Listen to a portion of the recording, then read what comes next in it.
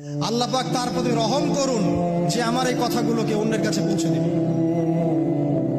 নবীজির ভাষণ, এরপর নবীজি বলছেন, জেনে রাখো নিশ্চয়ই তোমাদের পরস্পরের, মুসলিমদের পরস্পরের সম্পদ, পরস্পরের রক্ত, পরস্পরের এই যে জান মাল ইজ্জত, এগুলো একে অপরের জন্য হারাম। আল্লাহ পাক তার প্রতি রহম করুন যে আমার এই কথাগুলোকে অন্যের কাছে পৌঁছে দিবে। নবীজির ভাষণ, এরপর নবীজি বলছেন, জেনে রাখো নিশ্চয়ই তোমাদের পরস্পরের, মুসলিমদের পরস্পরের সম্পদ, পরস্পরের রক্ত, পরস্পরের এই যে জান মাল ইজ্জত, এগুলো একে অপরের জন্য হারাম। আল্লাহ পাক তার প্রতি রহম করুন যে আমার এই কথাগুলোকে অন্যের কাছে পৌঁছে দিবে।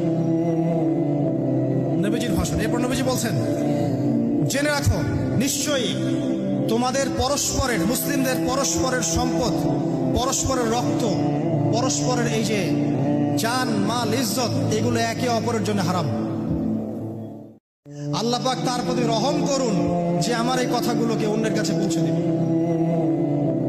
নবীজির ভাষণ, এরপর নবীজি বলছেন, জেনে রাখো নিশ্চয়ই তোমাদের পরস্পরের, মুসলিমদের পরস্পরের সম্পদ, পরস্পরের রক্ত, পরস্পরের এই যে জান মাল ইজ্জত, এগুলো একে অপরের জন্য হারাম।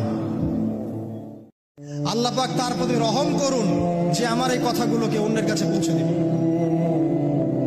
নবীজির ভাষণ, এরপর নবীজি বলছেন, জেনে রাখো নিশ্চয়ই তোমাদের পরস্পরের, মুসলিমদের পরস্পরের সম্পদ, পরস্পরের রক্ত, পরস্পরের এই যে জান মাল ইজ্জত, এগুলো একে অপরের জন্য হারাম।